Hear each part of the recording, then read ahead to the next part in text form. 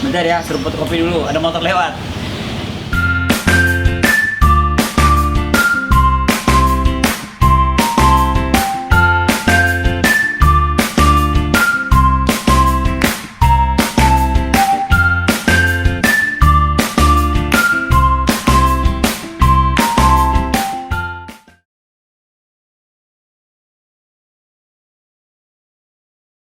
Hai, selamat pagi teman-teman. Hari ini kita akan banyak bicara dengan ya udah dikenal ya, Bang Arbain.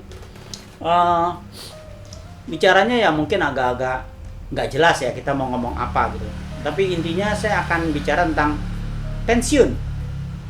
Ya, Bang Arbain kan baru pensiun nih. Jadi saya mau tanya tentang apa sih yang Bang Arbain rasain dengan istilah pensiun. Sementara ada nggak istilah pensiun itu di diri seorang fotografer? Gas ya, kita akan bicara itu. Jadi ya santai lah kita ngomongnya gitu. Dan ini kita ada di mana nih Bang Arbain? Di gudang, di galeri, di rumah. Ruang kerja saya. Ruang kerjanya. Tapi hati-hati ya, takutnya nendang barang antik gitu loh. Ya di sini full. Oke, kita mulai ya. Bang Arbain, apa kabar? Selalu baik. Kita kenal udah lebih dari 35 tahun. Ya, kita udah kenal lama tapi jarang ketemu, kan aneh kan? Kenal lama tapi jarang ketemu gitu loh. Oke, Bang Arbain. Intinya saya mau nanya, apa arti pensiun buat seorang Arbain? Pensiun itu dari kata bahasa Indonesia resminya adalah berhenti bekerja. Berhenti bekerja. Tapi pensiun itu punya dua arti. Pensiun formal sama pensiun-pensiunan toh. Pensiun-pensiunan. Saya pensiun formal dari jabatan saya sebagai fotografer harian Kompas. Oke. Ikatan kontrak diakhiri. Ya, artinya saya sudah nggak terikat dengan harian Kompas dan saya mendapatkan hak dan kewajiban dari Kompas sesuai dengan peraturan Kompas dan peraturan Depenaker ya. Tapi dari sisi sebagai saya seorang fotografer, saya sebagai pengajar, pemberi workshop, ya belum berhenti. Saya malah sekarang lebih sibuk daripada waktu saya masih karyawan Kompas. Iya, saya lihat setelah pensiun nggak ngalamin post power syndrome nih, malah lebih liar kayaknya. Iya, lebih liar. Ya. Saya bisa kemana-mana. Dulu Sana kan kemari, terikat, kan saya nggak berani pergi, tiba-tiba ada tugas itu kan. Iya. Karena saya nggak ada ikatan. Jadi saya sempat malah 2020 kemarin kalau nggak ada COVID mungkin lebih gila lagi. Bahkan di era COVID pun saya sempat ada beberapa era saya kelelahan. Kelelahan? Iya. Karena mendarat pagi, ya mendarat jadwal pagi. yang ketat ya. Ini tanggal 10 juga saya mendarat pagi, siangnya saya ada workshop di Jakarta. Temu muka ya dalam suatu kelas kecil. Jadi saya hanya pensiun secara resmi dari harian Kompas, tapi sebagai fotografer, sebagai yang dianggap mengerti fotografi, yang mengajar itu saya masih belum pensiun, malah sekarang lebih sibuk. Lebih sibuk. Kira-kira sibuknya apa aja nih? Yang apa, fun atau diajak orang atau ada proyek-proyek tertentu? Ada proyek berbayar. Tapi ada juga yang free, yaitu yang saya tiap Jumat malam bersama Dodi Sandradi, itu namanya obrolan santai fotografi ya. Oke. Itu saya udah nyiapin tadi materinya yang buat besok malam, Jumat malam. Oh ini pas. Ini malam Jumat nih nanti. Ini malam Jumat, Jumat malam Sabtu, ya? Jumat malam saya. Ini saya mau luluh. Oh, kok bordernya kok salah tadi, mana tadi? Ya udahlah. Tapi intinya adalah kalau nanti siang saya Zoom dengan kalayaknya Kompas untuk launching bukunya PLN, saya editornya. Jadi selama COVID saya editor bukunya PLN. Oke. Ini beberapa foto-foto PLN buku ya. Saya ngomongin dilema foto sampul. Nah, Iya. Ini dapur juga. Ini salah satu kesibukannya nih. Ya, handphonenya nggak berhenti. Twitter. Twitter saya masih. Waduh, itu hebat banget deh. Lagi wawancara dia ada. Ini ada seorang mantan manajer di Lapindo. Oke. Halo. Ya. Jadi kesibukannya setelah resmi pensiun yang jadi pegawai malah lebih. Saya pensiun sebagai karyawan harian Kompas. Tapi kalau sebagai seorang fotografer, saya ya hanya pensiun kalau saat saya mati, mungkin saya merasa begitu. Oke. Ya. Karena saya satu nggak bisa diam, dan dua ya faktanya masih ada yang membutuhkan pikiran saya, tenaga saya, apapun bentuknya ya. Jadi buat seorang fotografer tidak ada kata pensiun ya. Iya, karena fotografer itu suatu profesi yang melekat dengan hobi dan jalan berpikir ya. Iya. Jadi bukan semata-mata kerja cari nafkah ya. Seperti Anda juga kan udah gak bisa lepas dari fotografi kan. Betul. Apapun kepikir fotografi adalah suatu hal yang tentang fotografi, kita kan tersentak gitu kan. Karena profesi yang menyatu dengan kita itu yang paling membahagiakan menurut saya, karena kita nggak pernah terbebani saat kerja. Apalagi sekarang udah nggak ada ikatan waktu ya. Ya. Jadi memanage diri sendiri nih. Ya. Apa ada manajernya sekarang? Saya memutuskan belum punya manajer. Ada Dodi Sandradi mungkin satu sisi yang mengatur saya sedikit ya manajer, tapi secara umum saya tidak punya manajer karena saya merasa saya masih mampu handle sendiri. Oke. Nah, maaf nih agak nyimpang nih. Melihat ruang kerja ini Makin dulu ya, deh. sibuk sekali memang. Jadi saya mencari waktunya juga agak sulit untuk abang satu ini. Aku lagi diwawancara, aku lagi diwawancara. Oke, udah.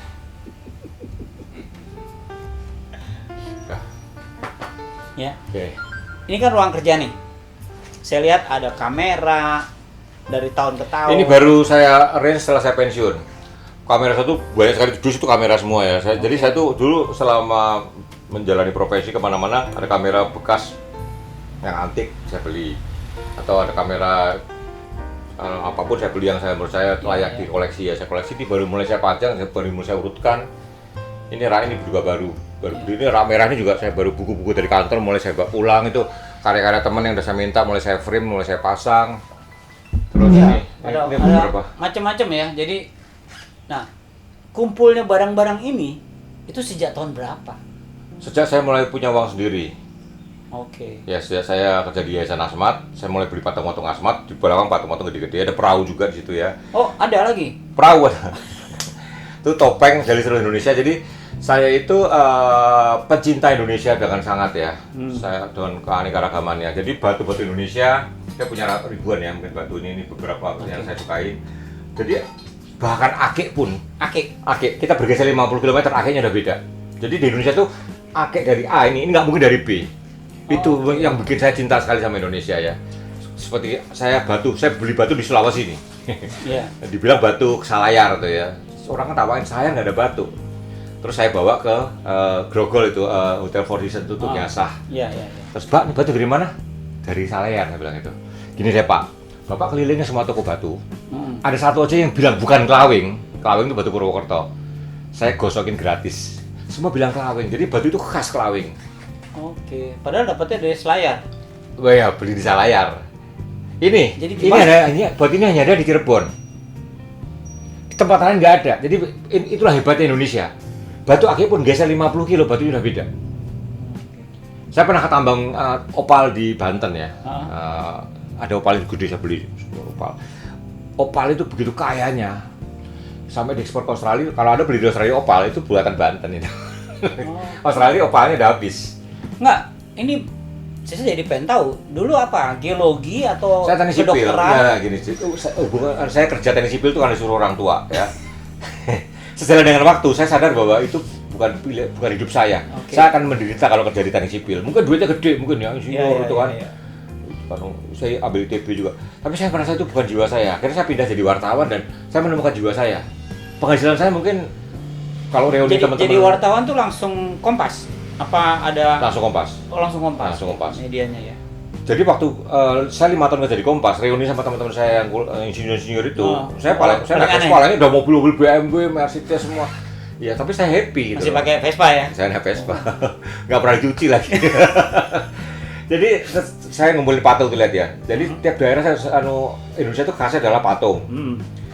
Batu akik, caping. Tapi saya beberapa caping dimakan rayap ya. Caping itu Indonesia itu 3 hal yang khas. 5 sorry ya. Akik, batu, caping, sambel. Dari Sabang sama Merauke sambelnya beda-beda dan enak semua. Oke. Kerupuk.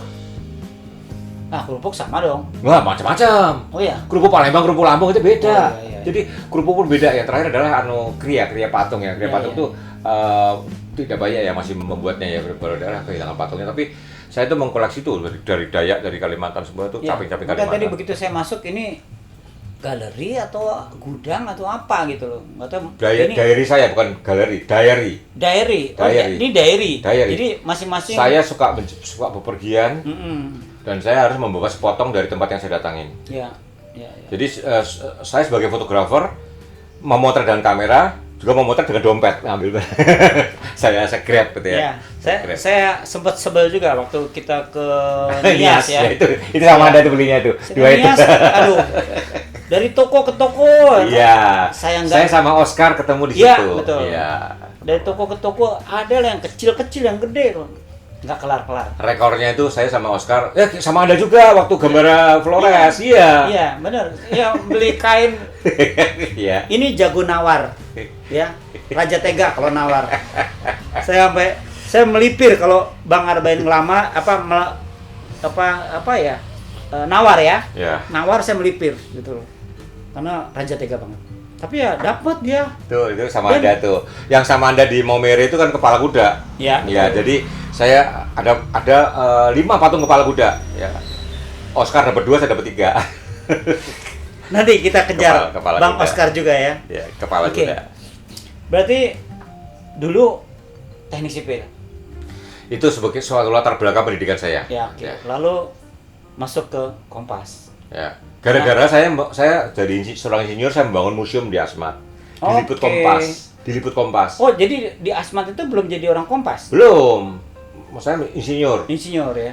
Terus Ed Sulverdi Anda tahu kan? Tahu. Ya, dia datang, dia kepala fotografer di Yayasan Asmat. Oke. Dia lihat bangunan saya. Terus saya nyerahin foto-foto buat saya numpang ikut dipamerkan tuh. Oke.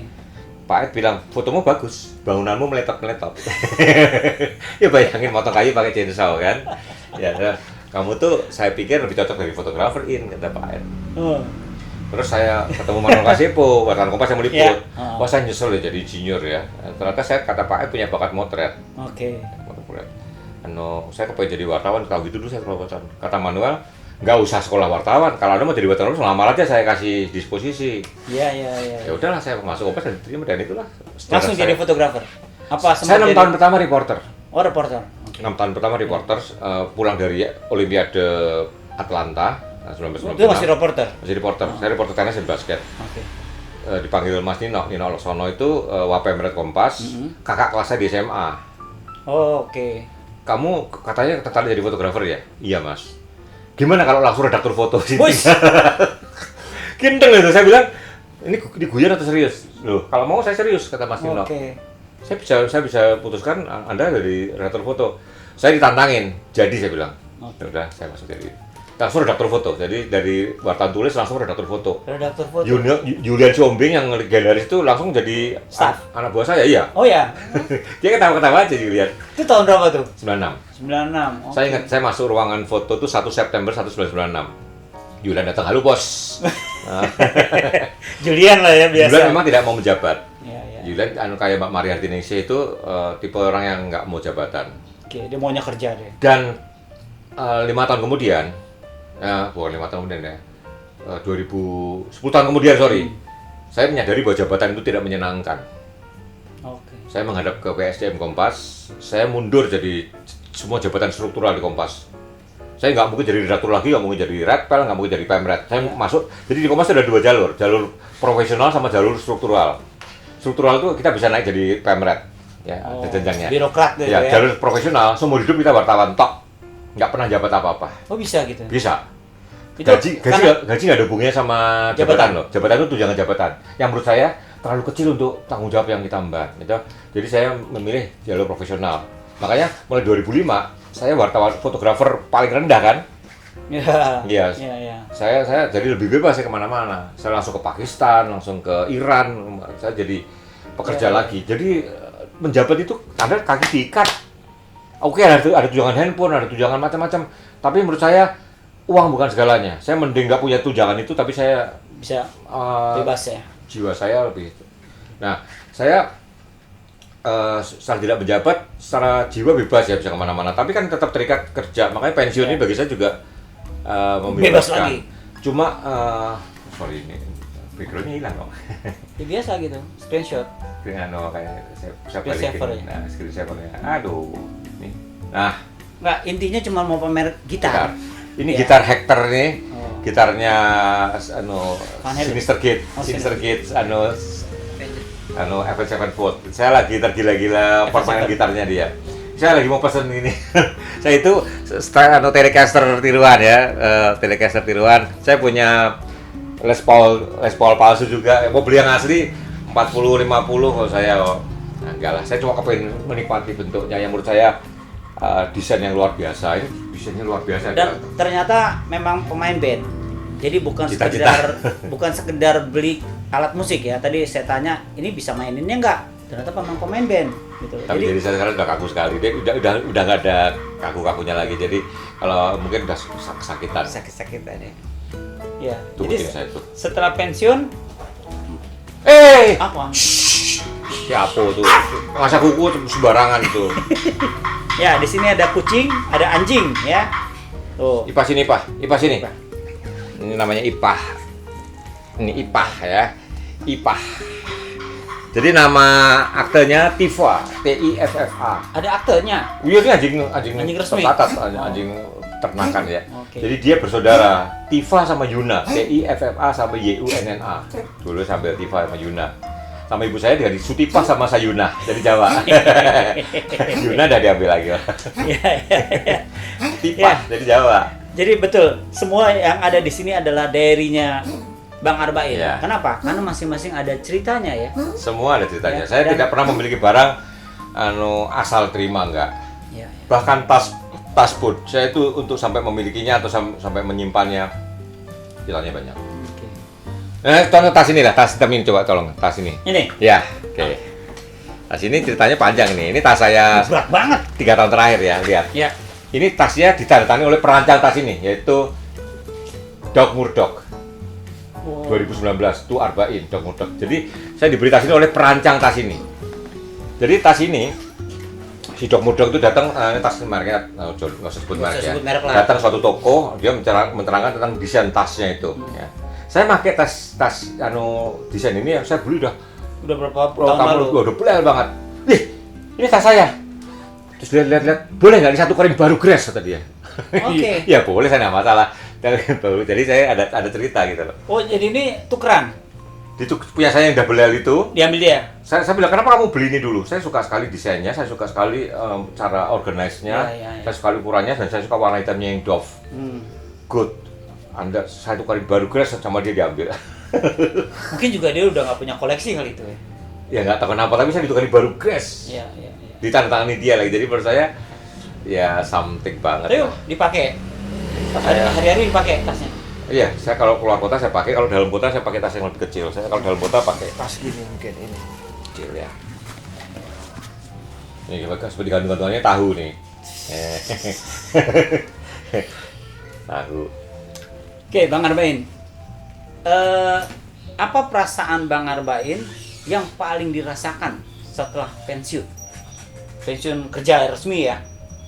Apa Saya yang sempat paling takut berat? bahwa income saya nggak stabil gitu. Saya kan termasuk orang boros ya, hobi belanja ya.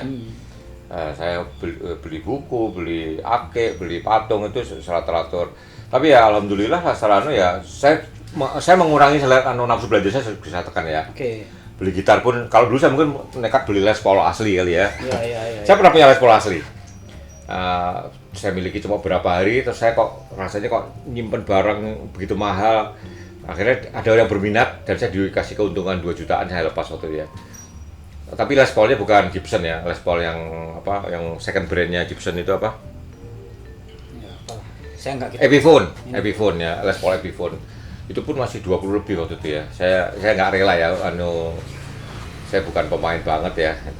Makanya gitar saya semua itu Fender Jazz Bass segala itu semuanya kopi. Iya. Saya menikmati bentuknya, saya menurut Iya. saya legendnya saya suka. Bentuknya kan kalau sama. alat musik ini saya panggung di pesawat ini alat ini Buzuki ini saya beli di Yunani waktu Olimpiade Athena 2004. Saya pangku di pesawat. ini komus saya beli di Kazakhstan. Ini saya beli komus di Kazakhstan nih.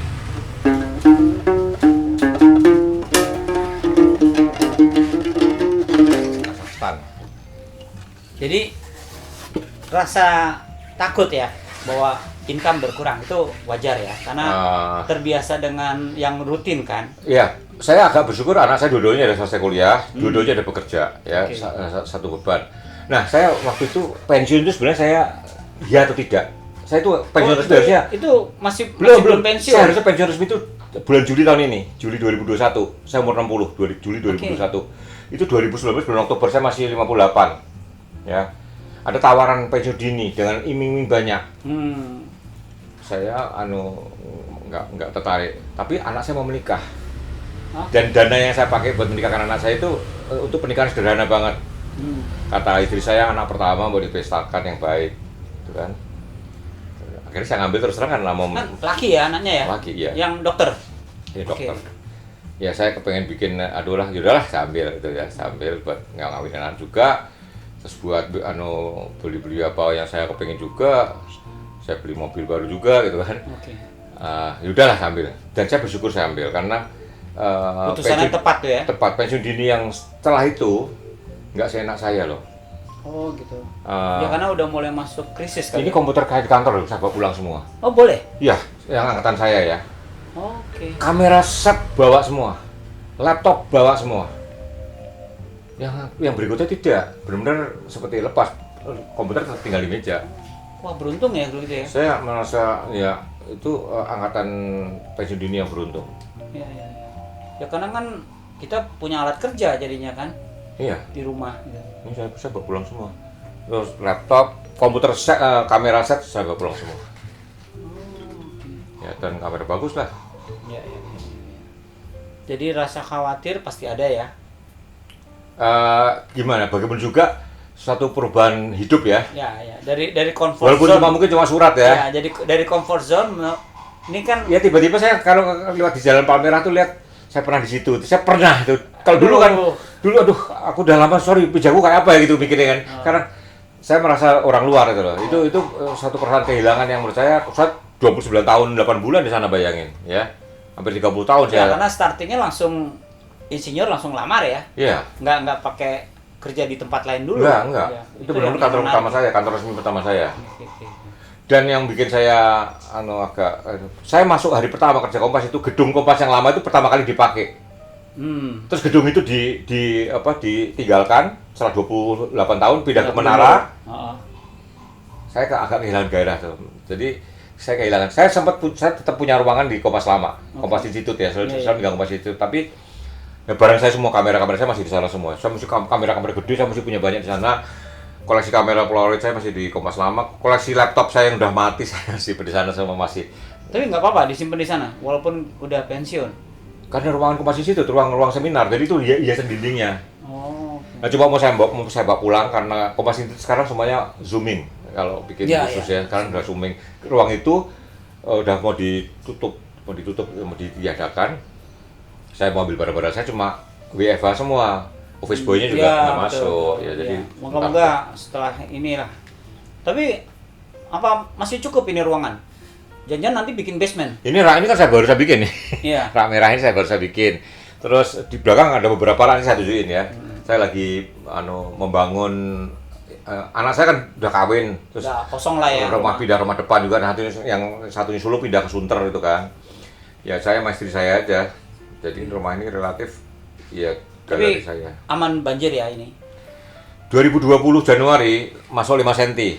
Waduh. Tapi depan udah saya bendung sekarang. Tahun ini alhamdulillah belum. Jangan. Karena saya ngeliat barang-barangnya repotnya mintanya sayang. mati, ya. Baik. Ini kan ide dari banjir tahun lalu nih, seperti gini ini mau banjir segini masih aman. Oke, Bang Arbain. Apa pesannya untuk teman-teman fotografer yang merasa tua? Ya kan ada yang tidak semua fotografer merasa tua loh. Jangan jauh-jauh deh. Tahun 1990 waktu fotografi pelan-pelan mulai ada Photoshop. Ya. Kartono Riyadi survive karena apa? Dia belajar Photoshop. Oke. Terus Kompas beli kamera digital. Kamera Kartono Riyadi memahami digital, apa itu olah digital, dia belajar. Kita belajar di John Tevon waktu itu ya. Jadi apapun harus diikuti. Kayak sekarang Gojek segala kan. Iya. Kalau ojek konvensional nggak akan tergilas kalau nggak mau menyesuaikan diri kan. Semua memang harus seperti Kompas, harus kan koran cetak sekarang malah ditinggalkan ya. Kita harus siap untuk satu perubahan itu. Saya harus belajar Zoom, saya harus belajar Google Meet, saya harus belajar Microsoft Team ya. Semua platform workshop saya harus bisa. Karena apalagi setelah istilah lebih banyak di rumah, kegiatan lebih banyak ada di dunia maya ya. Dunia maya. Oke. Jadi salah satu fotografer yang tua, arti gini loh. Yang tua dan merasa tua. Nah, kan beda nih. Job fotografer itu tidak harus memotret. Pak Denny Sukarya, ya kan itu kan dulu kan stok foto jualan. Sekarang stok foto suka. Dia sekarang punya sanggar tari, ya. Dia orang berlatih tari, ngatur pertunjukan tari, dia memotretin pertunjukannya sendiri. Dia bikin dokumentasi pertunjukan dengan bagus, jalan, gitu kan, jalan. Terus fotografer yang tua-tua juga masih banyak. Ya Anda sekarang bikin vlog ya, mungkin. Intinya adalah bahwa kalau Anda sedang sama profesi Anda, seperti COVID itu kan guncangan istilahnya. Guncangan itu tidak permanen. Kalau Anda memang tidak cinta, Anda akan shock dan meninggalkan kan. Guncangan itu ibaratnya air surut kering bentar nanti kan basah lagi gitu loh ibaratnya gitu. Saya. Ibaratnya di laut ya. Ikutin semua tren. Jangan marah-marah. Dulu DSLR terus mirrorless. Banyak yang marah-marah kan mirrorless. Iya. Faktanya DSLR udah mati, udah nggak ada yang bikin DSLR. Bunuh diri kalau bikin DSLR. Saya tahu 2017 saya bilang DSLR akan mati, saya dibully habis loh. Dibully habis. Nah, faktanya 2018 Nikon sama Canon pindah mirrorless, selesai udah kelar itu. Ya sekarang tinggal sisanya aja udah. Sisa yang ada, ya maintain di pasaran aja. Jadi intinya untuk kita yang tua dan merasa tua, jangan pernah berhenti belajar ya. Jangan pernah berhenti ikut arus. Ikut arus? Waduh, lebih seru. Ya, ikut arus itu tidak selalu jelek ya. Iya. Jadilah orang melawan arus. Melawan ya capek. Nah, gini, melawan maupun ikut arus dua-duanya punya sisi positif. Gitu. Tergantung tujuan Anda. Anda mau tampak sebagai leader ya Anda melawan arus. Arus yang negatif ya. Kalau Anda mau survive, mau macam-macam ya karena kita harus ikut arus. Ya kan? Ikut atau melawan arus itu tergantung niat. Dua-duanya bisa bagus, bisa jelek. Ada yang bilang hanya ikan mati yang ikut arus. Ya enggak juga lah gitu loh. Iya juga. Baik teman-teman ya. Jadi asik ya. Insinyur bangun museum ternyata lebih senang motret. Nah, belajar motretnya sama siapa waktu itu? Saya otodidak. Otodidak. Jadi saya itu gini, orang kalau tanya sama saya, Mas Abin kenapa sih senang foto? Orang kalau bisa jawab, dia nggak betul-betul senang. Orang senang itu nggak tahu alasannya. Orang senang warna merah, ya. Orang senang masak, senang nyanyi. Itu terus terang dari dalam, dari Allah, ya. Nggak tahu alasannya apa. Ya, kenapa cinta si A, kenapa cinta si B? Itu benar kita nggak tahu. Dari semesta Allah, dari Allah, dari apa ya. Kalau dia tahu itu ngarang-ngarang jawaban. Kenapa saya senang foto? Saya terus terang nggak tahu. Dari itu saya senang lihat foto. Terus ini ngambilnya gimana ya, saya pikirin itu. Satu SMP, ada ekskul cuci cetak. Itu untuk kelas 2, kelas 3. Saya kelas 1 SMP, saya daftar. Saya boleh ikut. Ini hanya untuk kelas 2 sama kelas 3. Kamu masih kemudaan. Apa pengaruhnya kelas? Wah, itu bruder siapa ya? Bruder Yohanes kalau namanya. Bruder ya, seorang biarawan Katolik. Ya udah kamu boleh ikut. Tapi kamu nggak motret, kamu nyuci. Saya suruh nyuci, saya suruh nyetakin. Saya malah seneng. Saya bukannya merasa dibully, saya merasa, saya dipercaya nyuci itu kan. Kasih stopwatchnya masih kuno, di tata gitu kan. Nyuci terus fixer macam-macam. Jadi saya sebelum bisa motret, saya udah bisa cuci dan cetak. Cetak saya nggak berani bilang bisa, tapi saya pernah diajarin nyetak. Oh, diajarin. Ya, saya. Tapi nyuci itu susah loh sebetulnya. Kalau salah, saya suruh nyuci malah. Blank. Iya gila kan? Iya, kan? Saya suruh nyuci. Gitu. Tapi diawasin sih. Ya. Diawasin. Tapi cucian ketiga atau keempat saya udah dilepas kok. Cucian kamu bagus. Ya, saya anak kecil ya, 13 tahun itu loh ya. Wah, dan jadi saya menguasai cuci dan cetak ya cukup ya ngerti ya. Enlarger 3 menit kalau salah ya. Gitu kan terus itu ketinggian kan enlarger. logika dasarnya motret sebetulnya kan. Iya. Exposure kan ada di situ, ya kan? Ya. Kalau kita jadi tahu oh ini negatif bagus, ini negatif jelek, ya kan? Ya agak menarik belajarnya kebalik nih, bukan motretnya tapi dan diafragmanya enlarger itu kan 2,8, 4, 5,0 sama kan. Pada waktu tahun 77 3 tahun kemudian saya SMA, saya dipinjemin kamera oleh Gunawan, Nikon 500G. Loh, diafragmanya kok sama dengan laser, cuma waktunya sepersekian detik. Kalau laser waktunya menit kan, detik sampai menit kan. Ini kok logikanya sama, makanya cepet. Jadi kalau diafragmanya 4 ke 5,6 waktunya 2 kali lipat itu kan, satu stop itu waktunya 2 kali lipat, itu saya udah dapat waktu, udah dapat di interlacing. Jadi saya waktu belajar motor itu cepat. Yang ngajarin saya namanya Gunawan, itu ngajarin saya cara pakai kamera itu. Tapi saya belajar ketemu Dove-nya macam-macam itu sambil jalan ketemu sendiri. Yang lucunya Gunawan yang ngajarin saya, minjemin saya kamera pertama itu tahun 2004, anaknya perempuan belajar foto sama saya. Om dapat salam dari papa saya. Papamu siapa namanya Gunawan? Gunawan siapa ya? Dari Pak Kalon ini. Ya ampun, papamu yang ngajarin saya foto. Dia belajar foto sama saya. Guyon saya bilang. Menarik. Nah, masih ngajar di apa? Kampus? Saya kampus juga pensiun. Oh, udah pensiun juga. UMN itu kan kampusnya Kompas. Sebagai dosen, sebagai wartawan Kompas kan dulu di BKO kan, BKO kan lah ya. Saya pensiun di Kompas ya saya.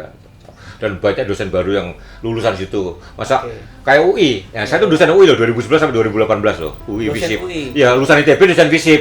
Ya, saya bilang ya jangan gini dong, jangan harus lulusan FISIP dong. Akhirnya ada kan pengganti saya lulusan FISIP gitu loh. Kan enggak lucu gitu loh. Saya sih senang menemukan ilmu saya, tapi kan ya kalau bisa lulusan sendiri, UMN juga lulusan UMN sekarang dari itu saja gitu. Ya, menarik ya. Baik. Pensiunan tapi ternyata tidak berhenti, teman-teman, ya. Jangan pernah berhenti lah. Ya, jadi selama kita masih sehat, ya bergerak aja terus gitu loh. Ya, Alba ini tidak ngalamin yang namanya post power syndrome. Gini, bukan power syndrome, stres juga. Orang stres itu karena tiba-tiba merasa takut masa depan itu kan, stres kan. Takut besok, takut lusa itu stres. Nah kalau kita jalan terus, kita nggak sempat mikir. Betul. Justru kita, mikirnya adalah ini kelar kapan itu kan, kejar deadline itu membuat kita bahagia. Terus terang, selalu ada deadline itu membuat kita selalu punya kelegaan. Ya, kelegaan itu sangat baik bagi kesehatan. Ya, ada semangat ya. Iya, maka deadline itu bikin stres. Selesai, lega. Ya, lega itu saya bilang itu obat yang paling luar biasa ya, rasa lega, rasa nyaman itu adalah obat segala penyakit. Saya tuh kadang lagi flu macam-macam ya, tapi kejar deadline yang bikin nyiapin materi selesai, plong, wah itu langsung sehat. Oke. Jadi obat sehat adalah Anda bahagia, lega dan tidak tertekan. Ya. Tidak tertekan itu apa caranya? Ya cari deadline, penuhi, lega. Cari masalah ya. Bikin masalah terus selesaikan, itu baru. Kelegaan itu membahagiakan. Oke, Bang Arben, hari ini apa jadwalnya selain dengan saya? Ada jam 2 saya Zoom meeting. Terus jam sore meeting, saya nyiapin besok malam saya obras kan workshop gratisan. Ngobrol sebenarnya bukan workshop ya. Ngobrol tapi santai. Khalaiknya makin banyak sih. Jadi bagi saya berbagi ilmu nggak rugi kok. Saya juga nggak kehilangan apa-apa gitu. Betul. Ya. Betul. Saya ingat Roy Genggam itu luar biasa. Teman Anda juga. Roy Genggam ya. Udah pergi Roy udah ya? Roy udah duluan ya. Ya saya ingat tuh Anda foto sama Roy. Roy itu bikin foto iklan. Pada suatu era 80% iklan Indonesia itu Roy yang motret. Pada suatu era ya. Sekarang mungkin udah berkurang karena saingan banyak. Dan Roy tiap kali pemotretan sebuah iklan dia yang canggih banget pun, dia selalu memberikan 2 orang tuh magang. Nonton dari pemotretan sampai ngolahnya. Betul. Saya tanya, Roy, apa kamu nggak takut rahasiamu kebongkar? Kalau cuma motret gini aja rahasia takut kebongkar, ya rahasiamu cuma itu. Berusaha bahwa kamu punya rahasia. Iya, banyak rahasia lah. Jadi berikutnya lagi kamu terpacu untuk selalu baru. Nah, berbagi itu membuat kita terus belajar, kita rendah hati, tidak sombong. Ya, itu yang saya anut. Makanya saya ngajar pun nggak saya selalu berbayar. Kalau beberapa sekolah kemarin dananya berapa? Om cuma ada segini. Ya udah nggak apa-apa. Ya, anak saya sempat kan kontak tapi COVID ya. COVID jadi nggak jadi proyeknya dia. Ya. Jadi uang itu memang penting, tapi bukan segalanya. Yang lebih penting adalah bahwa Anda aktualisasi diri Anda itu dinikmati orang lain. Sukses itu menurut saya definisinya 3. Menyukai yang Anda lakukan, Anda melakukan yang Anda sukai, dan orang menyukai apa yang Anda lakukan. Ya, mengapresiasi. Itu sukses. Susah bukan juga ya. uang. Susah juga. Saya senang apa yang saya lakukan sama yang saya kerjakan. Dan saya mengerjakan apa yang saya senang, juga kan. Dan orang lain appreciate sama yang kita kerjakan, itu sukses, bukan duit. Duit ngikut lah ya. Itu adalah yang dibilang oleh siapa? Dari lama, manusia itu makhluk paling aneh. Waktu muda ngejar duit mengabaikan kesehatan. Setelah tua mengabaikan duit mengejar kesehatan kan. Belum operasi dengkul 2 miliar tuh teman saya. Terus ya, terus apa suntik apa bertahan muda ya, ngeluarin duit gila-gilaan ya. Terus beli sepeda yang mahal-mahal, terus beli obat yang mahal-mahal, ngorbanin duit itu loh. Iya. Waktu muda dia nggak mikir itu, kadang ngejar duit. Setelah tua buang duit kejar kesehatan kan kebalik kan, ngapain itu loh. Omongan Dalai Lama juga ya, dia mengkhawatirkan masa depan, menyesali masa lalu. Akibatnya nggak pernah menikmati yang sekarang. Saya nggak pernah menyesali masa lalu saya bagus semua, saya bersyukur saya milih sipil. Kalau saya nggak milih teknik sipil, saya mungkin nggak masuk Kompas juga loh kan? Iya, kan kerja museum, bikin museum. Dia diliput Kompas kan, ya jalannya emang begitu gitu loh. Orang bilang dari Allah, dari semesta, jalannya begitu dan saya merasa jalan saya benar. Nah seorang teman saya, seorang pemikir kali ya, dia selalu ngomong bahwa kalau di masa tua, teman kamu ini ternyata temannya lingkungannya ketemu lagi, hidup kamu udah benar. Saya gitu semua loh. Teman-teman saya semua akhirnya gitu ketemu lagi ya, seperti membangun jaringan nggak terlalu besar, ketemu lagi ya itu memang teman saya gitu. Ya, contoh kita ya. Iya. Bertahun-tahun tapi ketemunya jarang gitu ya. Sorry ya, saya tahun 1990 wawancara dia sama siapa yang brewok kurus loh, Toha Mansur. Iya, Toha Mansur ya. Dia bikin organisasi ya. Iya, Etnodata sama TrackMate juga kan? Trackman sesudah itu. Udah itu ya. Saya waktu itu nulis tentang foto stok ya. Iya, saya dipinjemin satu situ. Sampai sekarang belum saya balikin. Kalau saya tanda tangan pakai materai, kalau hilang balikin berapa? Waktu itu ketemu, saudari kan tak balikin deh kalau ketemu ya. Ada paling nggak 2 Tirto, adanya itu 2 slide ya saya ingat. Apa saya lupa, 2 slide itu Tirto. Sertifikat kopinya saya. Kalau menghilangkan denda berapa ratus ribu saya ingat itu. Iya. Nggak ditagih juga dan dia lupa. Lupa. Asik aja udah pokoknya. Ya kan, ternyata emang tadi diomongin ya, kita ketemu lama tapi akhirnya ya tetap aja. Itu lagi. Selama kita tidak ada masalah gitu kan, ya kita masih. Apalagi ternyata kita satu bidang gitu, ya. Dan ya ini yang orang mungkin nggak nyangka ya kayak gini bisa kejadian kayak gini gitu. Kita nikmati semua. Pokoknya hidup tuh jangan dibikin keberhasilan itu bukan not about money atau jabatannya. Sukses itu adalah about kepuasan. Ya. Makanya kalau saya ngomong sama anak saya, kalau pilih kuliah, yang kamu menikmati waktu kuliah. Jangan mikir nanti jobnya apa. Job tuh ada aja. Ya kan, job tuh ada aja. Saya kerja sipil kerjanya jadi fotografer kan nggak ada hubungannya banget ya. Ya, saya bahasa sastra Jepang jadi tukang potret. Iya. Di Kompas itu Mbak Nino itu teknologi pertanian di wartawan itu. Irwan Julianto itu apa saya lupa. Itu jadi ahli kesehatan itu. Hendro Wiono itu sekolahnya apa? Ahli kereta api sama pesawat terbang. Ahli kereta api. Iya. Satrio Arismunandar Rio itu kuliahnya elektro UI. Ahli Timur Tengah di Kompas. Yang ahli Timur Tengah belum tentu pernah ketemu Yasser Arafat kayak Rio. Iya. Dia maka S2 ngajar HI kan? Iya. S2 yang padahal lulusan S1 yang elektro. Jadi banyak hal di dunia ini yang justru lebih matang dipelajari di realitas daripada di bangku kuliah. Betul. Tidak semua itu ilmu kuliahan. Ya ilmu fotojurnalistik lah. Ya. Kalau hanya kuliah jurnalistik terus jadi dosen ya ilmunya nggak bunyi ya. Segitu aja. Iya terus kuliah fotografi tapi nggak pernah bisa jual beli foto, nggak ngerti faktanya kayak apa gitu. Gimana nawarin, gimana ngasih harga itu kan di kuliah nggak mungkin dikasih. Di lapangan itu ada. Ya dikasih dan itu ibaratnya kayak main drone. Belajar 10 menit bisa, tapi kan faktanya di lapangan banyak yang nggak bisa diajarin di ruang kelas kan. Oke, Bang Arben lagi banyak ke drone sekarang saya lihat.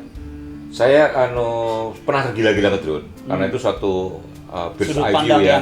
Dulu kan suka manjat rooftop gedung ya. Karena drone bisa, tapi di Jakarta nggak boleh ya. Jakarta udah nggak boleh karena kota kota peraturan nggak boleh. Saya suka pakai drone karena itu memberikan view yang beda itu aja. Tapi saya udah nggak tergila-gila dulu. Nah, Erik Tirto. Istrinya pramugari Garuda ternyata mesti kenal Mbak Deni sama Bang Novi pasti kenal. Iya, Mbak. Ini lagi wawancara.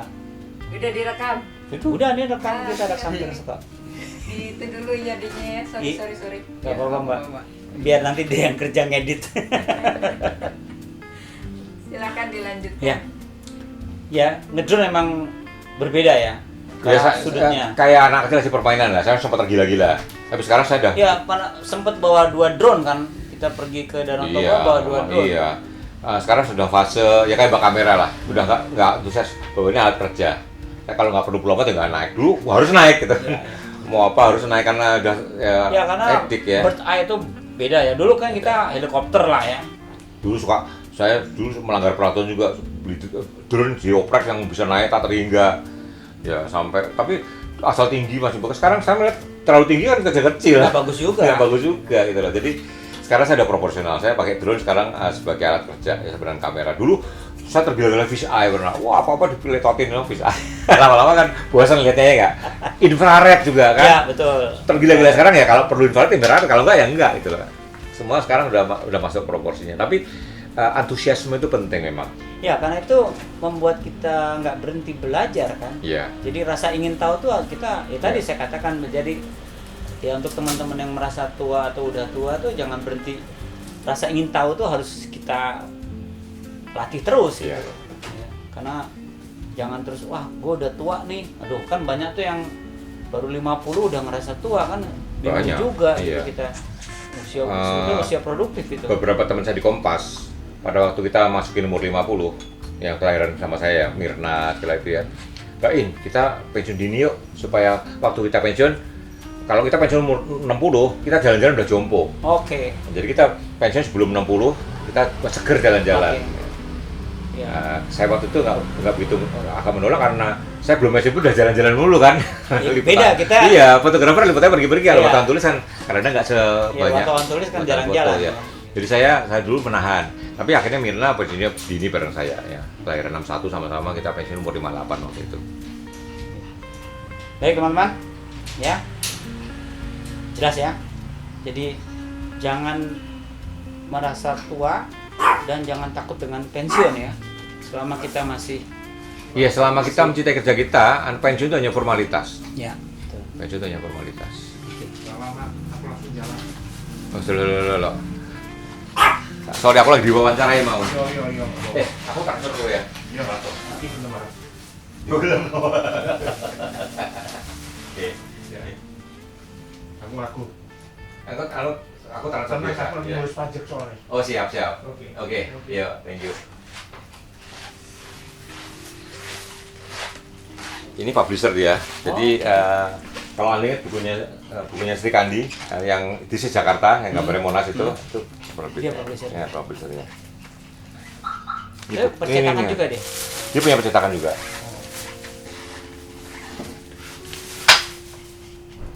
Oke deh. Oke teman-teman, ya kita udah hampir setengah jam lebih. Jadi lebih tahu Bang Arba ini seperti apa. Ya. Jadi ya saya bersyukur bisa ngobrol ya. Ini saya bersyukur tuh. Oke. Karena saya takut dia tuh sibuk, waduh. Ya, kita sediakan waktu ternyata bisa ya menarik sekali. Oke, Bang Arbain. Ada pesan terakhir mungkin yang bisa mengingatkan teman-teman yang muda atau yang tua atau Iya, pesan fotografer? terakhir di era Covid ini memang saya lihat banyak teman saya kolaps ya. Tapi sebenarnya gini, tiap profesi, tiap kehidupan itu selalu ada gini ya. Ya. Jangan stres dan putus asa, bertahan ya. Nanti semua itu akan berlalu kok. Oke. Semua orang pasti mengalami Ya, naik turunnya. crash itu, mengalami semua. Saya punya teman yang sampai sehari makan sekali. Oke. Ya, Tapi dulu bertahan. iya. Dulu kehidupannya mewah, sehari hanya makan sekali. Hmm. Dan dia merasa bahwa ya ini latihan hidup. Dan itu. Baik teman-teman, jangan lupa subscribe vlog saya. Jangan Dan di subscribe. kita terima kasih sama Bang Arbain yang sudah menyediakan waktu dan bercerita. Dan saya cukup tergelitik dengan kata-katanya dan banyak memotivasi saya juga gitu ya, bahwa jangan berhenti, itu kuncinya. Oke teman-teman, kita ketemu minggu depan lagi dengan obrolan yang berbeda dengan teman-teman fotografer. Baik, Bang Arbain, terima kasih ya. Sama-sama. Oke. Sukses.